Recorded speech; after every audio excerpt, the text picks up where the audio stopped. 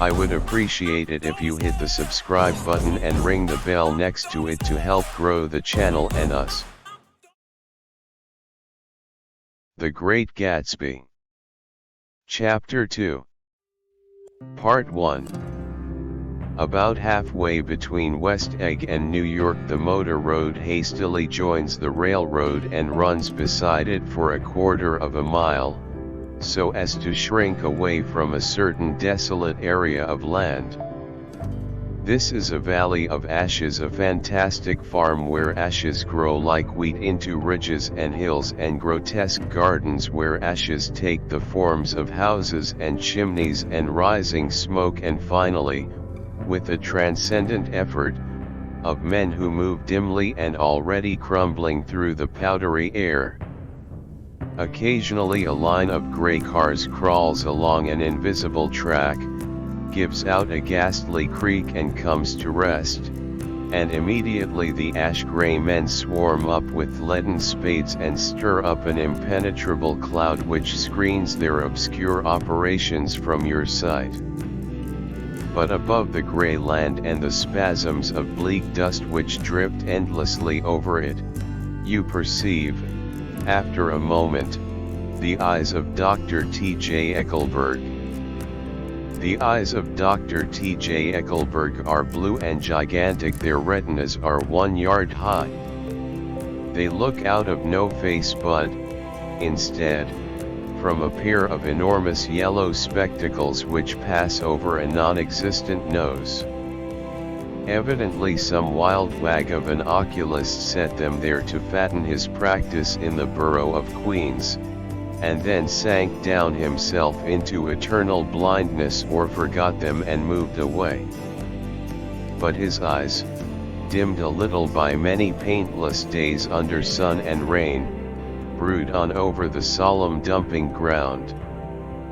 The Valley of Ashes is bounded on one side by a small foul river, and when the drawbridge is up to let barges through, the passengers on waiting trains can stare at the dismal scene for as long as half an hour. There is always a halt there of at least a minute, and it was because of this that I first met Tom Buchanan's mistress.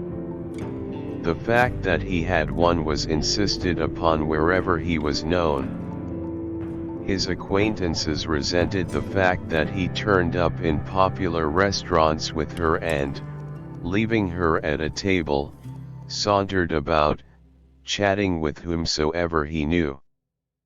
Though I was curious to see her, I had no desire to meet her, but I did. I went up to New York with Tom on the train one afternoon, and when we stopped by the ash heaps he jumped to his feet and, taking hold of my elbow, literally forced me from the car.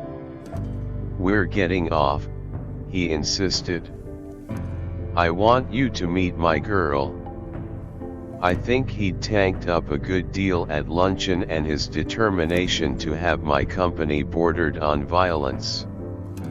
The supercilious assumption was that on Sunday afternoon I had nothing better to do.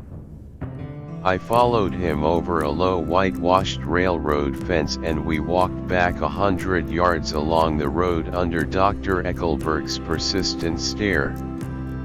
The only building in sight was a small block of yellow brick sitting on the edge of the wasteland, a sort of compact main street ministering to it and contiguous to absolutely nothing. One of the 3 shops it contained was for rent, and another was an all-night restaurant approached by a trail of ashes. The third was a garage repairs. George B. Wilson. Cars bought and sold, and I followed Tom inside. The interior was unprosperous and bare. The only car visible was the dust-covered wreck of a Ford which crouched in a dim corner. It had occurred to me that the shadow of a garage must be a blind, and that sumptuous and romantic apartments were concealed overhead when the proprietor himself appeared in the door of an office, wiping his hands on a piece of waste. He was a blond, spiritless man, anemic, and faintly handsome.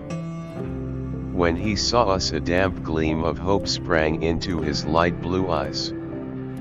"Hello, Wilson, old man," said Tom, slapping him jovially on the shoulder.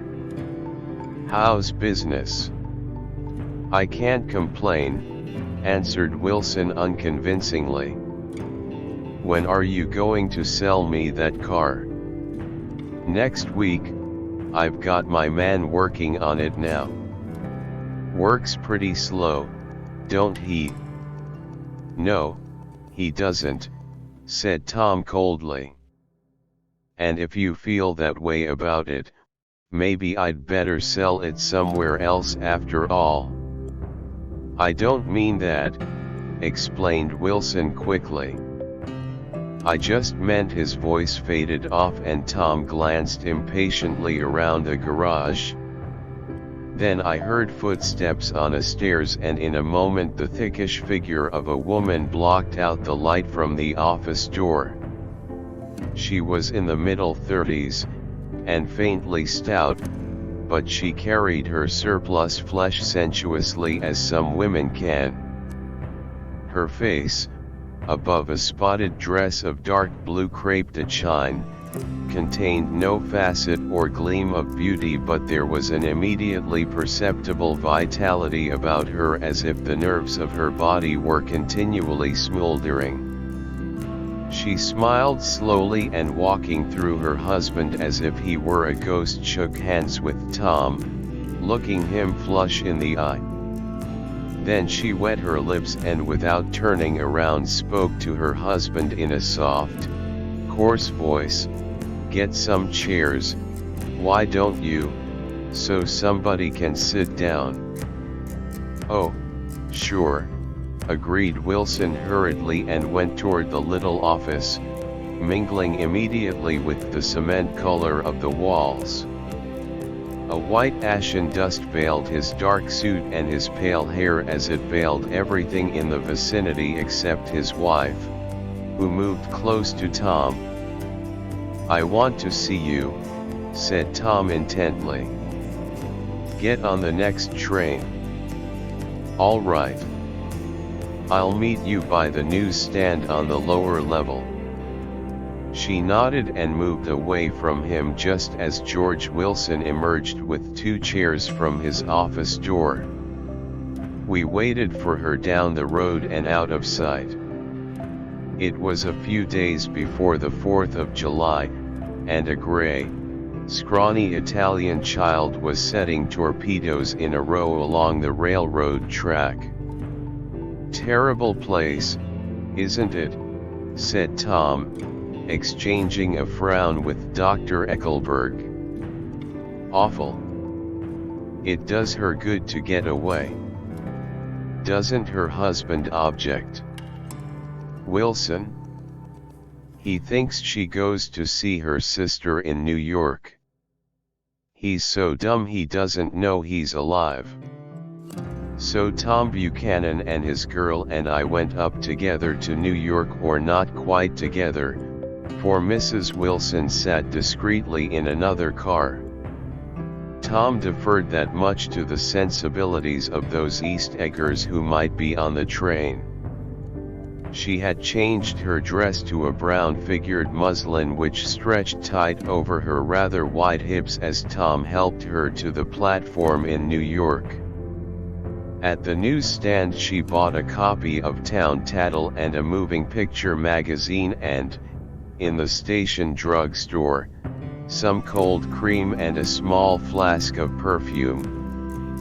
Upstairs, in the solemn echoing drive, she let 4 taxi cabs drive away before she selected a new one, lavender-colored with gray upholstery, and in this we slid out from the mass of the station into the glowing sunshine. But immediately she turned sharply from the window and, leaning forward, tapped on the front glass. "I want to get one of those dogs," she said earnestly. "I want to get one for the apartment." "They're nice to have a dog." We backed up to a gray old man who bore an absurd resemblance to John D. Rockefeller. In a basket, swung from his neck, cowered a dozen very recent puppies of an indeterminate breed. "What kind are they?" asked Mrs. Wilson eagerly as he came to the taxi window. "All kinds." "What kind do you want, lady?" "I'd like to get one of those police dogs. I don't suppose you got that kind." The man peered doubtfully into the basket, plunged in his hand and drew one up, wriggling, by the back of the neck. "That's no police dog," said Tom. "No, it's not exactly a police dog," said the man with disappointment in his voice. "It's more of an Airedale." He passed his hand over the brown wash rag of a bag. "Look at that coat." "Some coat? That's a dog that'll never bother you with catching cold." "I think it's cute," said Mrs. Wilson enthusiastically. "How much is it?" "That dog?" He looked at it admiringly. "That dog will cost you $10. The Airedale, undoubtedly there was an Airedale concerned in it somewhere, though its feet were startlingly white, changed hands and settled down into Mrs. Wilson's lap, where she fondled the weatherproof coat with rapture. "Is it a boy or a girl?" she asked delicately. "That dog? That dog's a boy." "It's a bitch," said Tom decisively. "Here's your money. Go and buy 10 more dogs with it." We drove over to Fifth Avenue, so warm and soft, almost pastoral, on the summer Sunday afternoon that I wouldn't have been surprised to see a great flock of white sheep turn the corner. "Hold on," I said, "I have to leave you here." "No, you don't," interposed Tom quickly. "Myrtle'll be hurt if you don't come up to the apartment." "Won't you, Myrtle?" "Come on," she urged. "I'll telephone my sister Catherine. She's said to be very beautiful by people who ought to know." "Well, I'd like to," but we went on, cutting back again over the park toward the West Hundreds. At 158th Street the cab stopped at one slice in a long white cake of apartment houses. Throwing a regal homecoming glance around the neighborhood, Mrs. Wilson gathered up her dog and her other purchases and went haughtily in. "I'm going to have the McKees come up," she announced as we rose in the elevator. "And of course I got to call up my sister, too." The apartment was on the top floor: a small living room, a small dining room, a small bedroom and a bath. The living room was crowded to the doors with a set of tapestried furniture entirely too large for it, so that to move about was to stumble continually over scenes of ladies swinging in the gardens of Versailles. The only picture was an over-enlarged photograph, apparently a hen sitting on a blurred rock. Looked at from a distance, however, the hen resolved itself into a bonnet, and the countenance of a stout old lady beamed down into the room. Several old copies of Town Tattle lay on the table, together with a copy of Simon Called Peter and some of the small scandal magazines of Broadway. Mrs. Wilson was first concerned with the dog. A reluctant elevator boy went for a box full of straw and some milk, to which he added on his own initiative a tin of large hard dog biscuits, one of which decomposed apathetically in the saucer of milk all afternoon. Meanwhile Tom brought out a bottle of whiskey from a locked bureau door. I have been drunk just twice in my life, and the second time was that afternoon, so everything that happened has a dim hazy cast over it, although until after 8 o'clock the apartment was full of cheerful sun. Sitting on Tom's lap, Mrs. Wilson called up several people on the telephone. Then there were no cigarettes, and I went out to buy some at the drugstore on the corner. When I came back they had disappeared, so I sat down discreetly in the living room and read a chapter of Simon called Peter. Either it was terrible stuff or the whiskey distorted things, because it didn't make any sense to me. Just as Tom and Myrtle, after the first drink, Mrs. Wilson and I called each other by our first names, reappeared, company commenced to arrive at the apartment door. The sister, Catherine, was a slender, worldly girl of about 30 with a solid sticky bob of red hair and a complexion powdered milky white. Her eyebrows had been plucked and then drawn on again at a more rakish angle, but the efforts of nature toward the restoration of the old alignment gave a blurred air to her face. When she moved about there was an incessant clicking as innumerable pottery bracelets jingled up and down upon her arms. She came in with such a proprietary haste and looked around so possessively at the furniture that I wondered if she lived here. But when I asked her she laughed immoderately, repeated my question aloud, and told me she lived with a girlfriend at a hotel. Mr. McKee was a pale feminine man from the flat below. He had just shaved, for there was a white spot of lather on his cheekbone, and he was most respectful in his greeting to everyone in the room.